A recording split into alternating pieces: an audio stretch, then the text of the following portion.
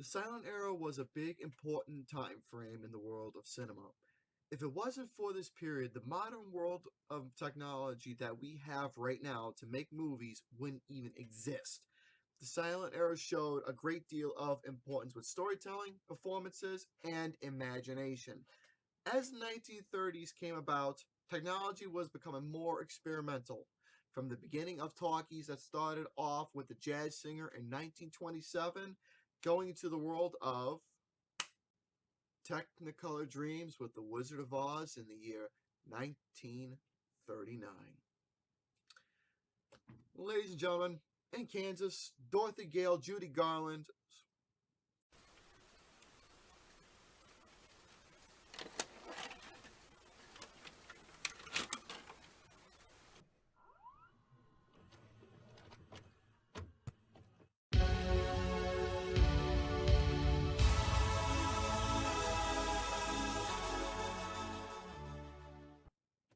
You're watching a movie.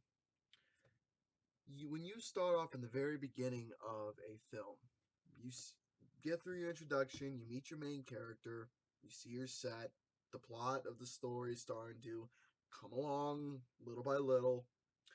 But once you get to the center of the story, like the center of the first act, going into the second and into the third, but most of the time, when you're in the second act of a movie, when you have your supporting characters coming along, interacting with you, and building that relationship, whether if it's good or bad, but most of the time when it's good, you end up feeling some sort of magical moment when you're watching a movie.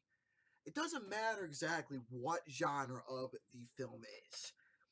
It doesn't matter if it's a romance, horror, sci-fi, thriller, action, fantasy, animation.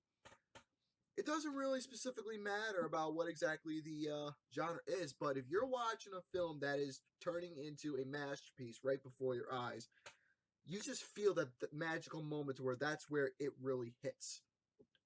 And that was the beauty about the period throughout the 20s, 30s, 40s, 50s, 60s, but specifically around the 30s is where we are traveling back to right now, around late 1939. Because the thing is, around the 20s, talkies became a thing in the late time frame of that era. But once the 30s came along, later on then, that's where Technicolor became a big thing. And this was that movie that took the concept of Technicolor, just the idea alone, and turned it into a reality. They had the equipment, they had the image, they had the vision, they had the whole set, they had the costumes for the characters, they had the whole look for everybody. Everything was all put into place for this film to be an absolute magical wonder of fantasy, fun, thrills, and most of all, heartwarming messages and characters that stays with you because each one of their personalities represents a symbolic feature that you can relate to, whether it's up in the head, in the heart, or most of all, it's through your whole entire system of how you feel right here. Your thoughts, your feelings, your strength, no matter what it is, hope. All these characters represent a lot of different things. And that's the beauty about what The Wizard of Oz brings. But the thing is, folks, before I even talk about at least go into the plot of this film, there was a film that happened in the 1920s. I think it was 1925, I think the year was. I can't remember specifically, but that was more of a shorter film. Not really full length, but there was a director. His name was Larry. Larry Seymour. Larry Seymour, Seaman. I can't pronounce the name well, but still. Not only did he direct the film, but he also played as the Scarecrow in that particular picture. And if there's another thing is that one of my favorite comedians of all time, Oliver Hardy, the duo of Laurel and Hardy, also played in that one. He was the Tin Man in that film, so it was very bizarre to see him play a role like that. But thing is that at least from what I saw with that, it's a little more haunting, a little more freaky, but that can be saved for another time. But the thing is, folks, with The Wizard of Oz, at least for the story of this one, it's Kansas. Dorothy Gale, who was played by the wonderful Judy Garland.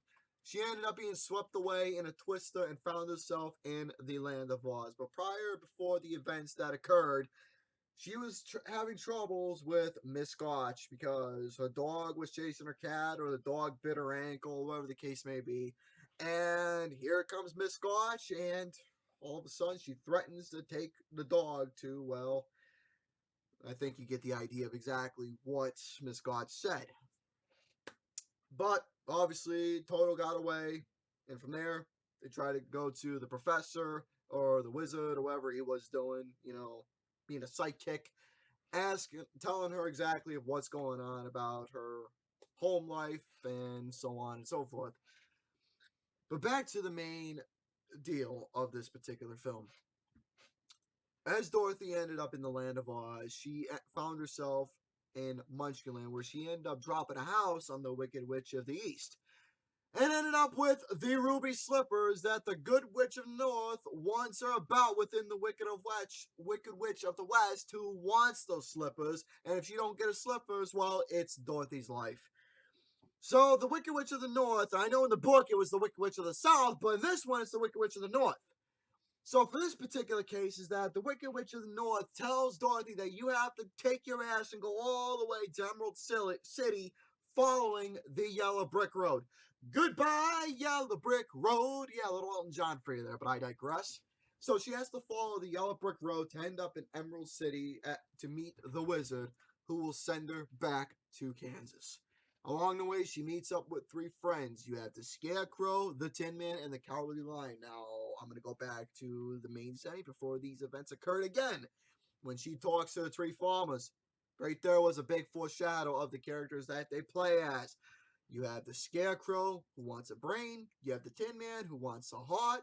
Then you have the Cowardly Lion, who wants the courage to feel strength, power, and not be afraid of anything. So all three of them join her on this journey to the Emerald City.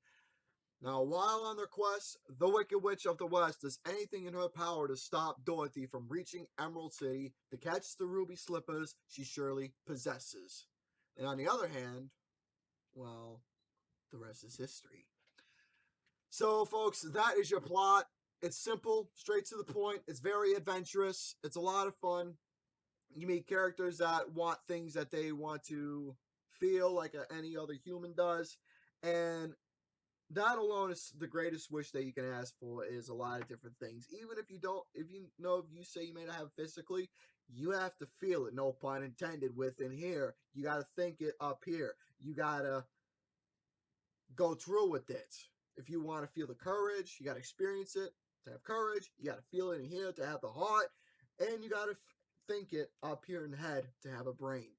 And you want to know the best thing about all these things that relate to one? A thing called common sense. But it's all about self-discovery too. And the thing is, that's another thing about the beauty that this movie brings, is that life is all about self-discovery. Self-discovery takes a long time to do in terms of exactly what it is that you are all about, what it is that you are going for, what it is that you want to achieve, and so on and so forth. Life is always a ride. But that's the beauty about this film, is that it's all about self-discovery of things that you've had with you the whole time and things that you never knew you even did have. So, The Wizard of Oz, it's a timeless fucking gem.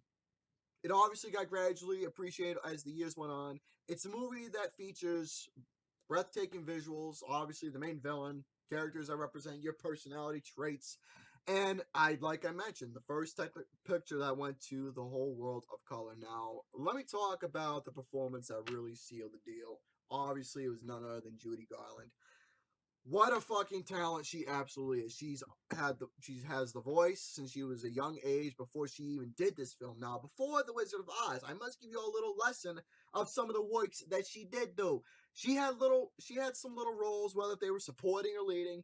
Films like the Broadway medley of 1938, Love Finds Andy Hardy, and Listen, Darling. Now, those were some of her earlier pictures, but from there, once she was casted for The Wizard of Oz, this is the picture that helped brought her to fame, from in the beginning to later on in her career. Now, obviously, her visual beauty, innocence as a portrayal of a young girl, She obviously has the personality. She has the looks. She has that joy. You have that sympathy that you have for her. She's got heart, and you obviously care for her deeply. Even from the beginning elements of the film, you knew that this character was going to be someone that you really, true love and cherish dearly, and obviously became memorable. Hell, somebody that you even stuck with from a very young age watching it to now. Now, thing is, with The Wizard of Oz, nobody can ever reprise a role like this because she truly was a fucking star with this. Now, the thing is about Judy Garland is that for who she is as an actress, she's done it all. She's done film, concerts, plays, television, records, radio, theater. Everybody loved her, and she obviously had the voice of an angel whenever she sung. That was her livelihood. She's always been a performer, even before she did movies. That's just who Judy Garland's calling was. But let me talk about the set since I've already mentioned it already. Now, the whole entire twist alone, I can't remember specifically about the practical effects of how that portrayed in terms of what the materials they used to create that whole illusion of the twister, and obviously with the whole effects behind the screen where the house is and how the wind was blowing everything. A lot of great use of the practical effects, but again, before that was the whole black and white stuff. So once we got to the color scene, just the whole set from beginning when she entered Munchkinland, just seeing the Munchkins in the costume, just the whole set up here with the background of seeing the fieldsy area of the Land of Oz, seeing the Munchkins' homes, traveling through the woodland areas, meeting the characters that she grows a bond with, the usage of the costume for the trees, just little stuff. Because that's the thing I love about The Wizard of Oz is that the little things in this movie matter with the set design. And I just loved looking at all that little aspect details, even just the littlest things like the trees, the whole background, uh, little things like the cornfield where the scarecrow was, the woodlands where the Tin Man was, the big jungle area where the Cowardly Lion is, the visual city of Emerald, uh, the Dark Forest, the Wicked Witch of the West's castle, Chinatown. Oh wait, that wasn't in this film. My bad. But just the whole set design that was built and that was constructed for this film was fantastic, colorful, beautiful, vivid, dark in certain areas when it came to the confrontation of the Wicked Witch of the West. Beautiful stuff. Now I know is that when the Wicked Witch, here's a little fun fact for you all, if I can go correctly. When the Wicked Witch of the West was going down, when that red smoke came up, she actually ended up getting burns on her, and she ended up being in hospital for quite a while before finishing up the film. So that was very interesting to hear. If you have any details about that whole thing, let me know down in the comments. I'd like to know more about that from your folks' knowledge. But yeah, the whole visual set is incredible. Absolutely incredible, and it really showcased the time it took to make this whole thing look fantastic.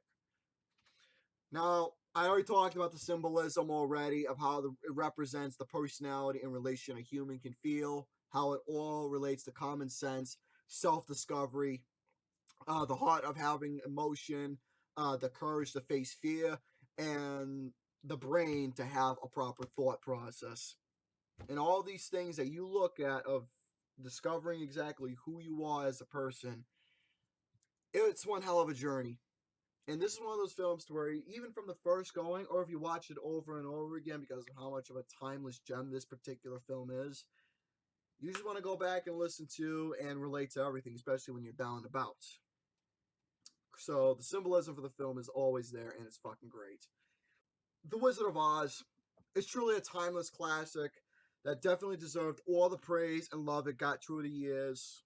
This film is under the category of a certified masterpiece, at least not only in my definition, but in the obvious world in cinema. This film helped change cinema a lot with not only going through color, but set, story, characters that you can sympathize for, and really help become a major influence for film that we end up getting today. Hell, a whole world of using imagination that was perfect.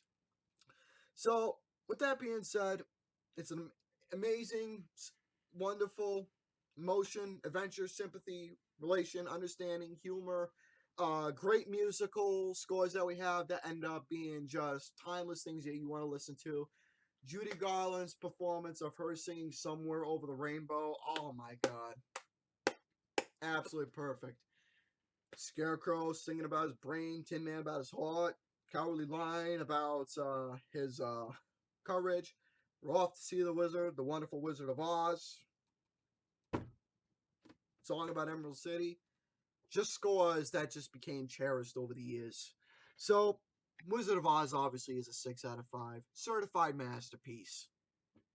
So, ladies and gentlemen, that's going to have to do with my little talk with you all about the Wizard of Oz. I'm going to ask you all right now your thoughts about the movie. I would like to know exactly.